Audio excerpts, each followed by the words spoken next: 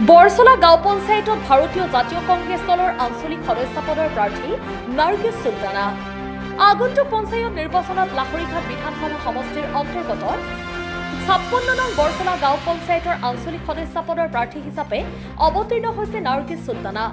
লাহৰীঘাট সমষ্টিৰ যুৱ কংগ্ৰেছৰ সম্পাদক জিয়াৰুল হকৰ পত্নী নাৰ্গিছ চুলতানাক এইবাৰ 56 নং বৰছলা গাঁও পঞ্চায়তৰ আঞ্চলিক সদস্য প্ৰাৰ্থী হিচাপে ৰাইজে বিচৰাত ৰাইজৰ মতামত সাপেক্ষে আজি তেখেতে ৰাইজৰ আশীষ লৈ মনোনয়ন পত্ৰ দাখিল কৰে। এইবাৰ তেখেতে জয়ী হৈ পঞ্চায়তৰ বিভিন্ন সমস্যা নিৰ্মূল কৰাৰ লগতে অঞ্চলটোৰ দুখীয়া তথা যোগ্য হিতাধিকাৰীক নিৰ্বাচিত কৰি বিভিন্ন চৰকাৰী সা সুবিধা দিয়া হ'ব বুলি উল্লেখ কৰে। ৰাইজেও এইবাৰ পঞ্চায়তৰ পৰা নাৰ্গিছ চুলতানা জয়ী হোৱাটো কামনা কৰিছে। সৰুচলা, পলাশজুৰি, বৰছলা আদি গাঁৱৰ ৰাইজৰ আশীষ লৈ তেখেতে এইবাৰ বিপুল সংখ্যক ভোটত জয়ী হ'ব বুলি দৃঢ় বিশ্বাসী। টুকটুকিৰ পৰা জালালুদ্দিন আহমেদৰ ৰিপৰ্ট, বতত্ৰ লাইভ। আই কংগ্রেস জিন্দাবাদ জিন্দাবাদ জিন্দাবাদ আসিফ নাজার জিন্দাবাদ জিন্দাবাদ জিন্দাবাদ নার্গিছ সুলতান জিন্দাবাদ জিন্দাবাদ জিন্দাবাদ আই কংগ্রেস জিন্দাবাদ জিন্দাবাদ জিন্দাবাদ আই কংগ্রেস জিন্দাবাদ জিন্দাবাদ জিন্দাবাদ নার্গিছ সুলতান জিন্দাবাদ জিন্দাবাদ জিন্দাবাদ জিকিব জিকিব জিকিব কংগ্রেস জিকিব জিকিব জিকিব নার্গিছ সুলতানা জিকিব জিকিব জিকিব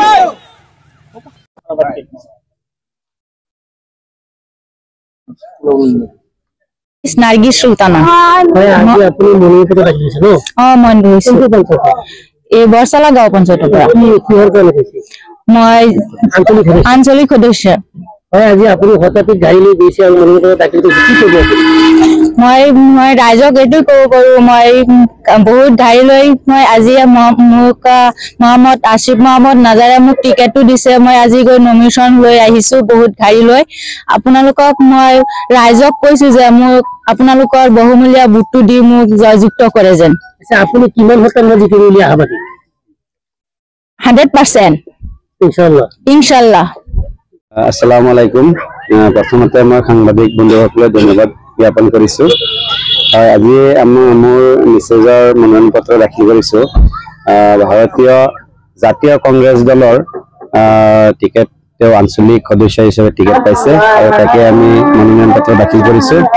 আমাৰ বৰছলা গাঁও পঞ্চায়তৰ পৰা বিপুল ভোটেৰে জয়যুক্ত হ'ব বুলি মই আশাবাদী। আৰু তেনেকৈ আমাৰ নাৰ্গিছ চুলতানা যিহেতু আছে তেখেতে আমাৰ লগত থাকিব, আমি ভালকৈ কাম চাম কৰি যাম বুলি মই ৰাইজৰ হৈ কাম কৰিম বুলি ৰাইজৰ আহ্বান জনাম যে আমাৰ দেশৰ মানে আমাৰ ভাৰতবৰ্ষৰ যি পৰিস্থিতি চলি আছে বা আমাৰ অসমৰেই হওক সেই কথা চিন্তা কৰি আমি যাতে ভোটটো যাতে বেলেগ ফালে নিদিওঁ, আমাৰ কংগ্ৰেছ দলকে ভোটটো দিয়া হয়, হাতৰ ছবিত ভোটটো দি জয়যুক্ত কৰে যেন এয়া আহ্বান মই জনাম।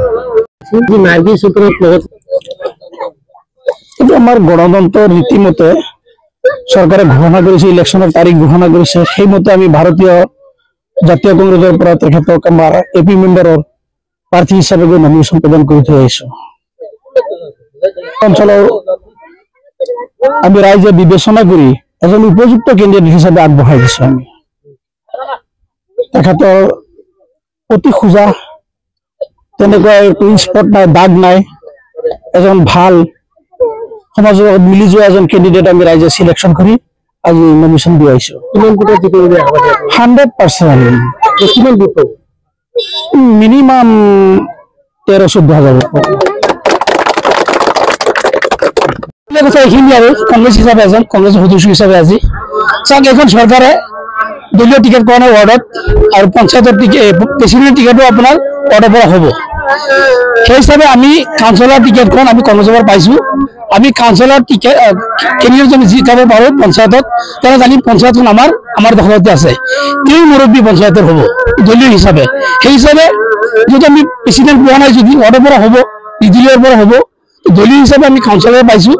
আমি এই আমাৰ বৰছলা পঞ্চায়তৰ কাউন্সিলৰ প্ৰাৰ্থী ইজনে নাৰ্গিছ চুলতানা, তেওঁক আমি সকলো ৰাইজে মিলি জুলি তেওঁক জিকাই আমি কংগ্ৰেছে পঞ্চায়তখন দখল কৰিব লাগে, আমাৰ কথাত আহিব লাগে। এইখিনি মই কওঁ।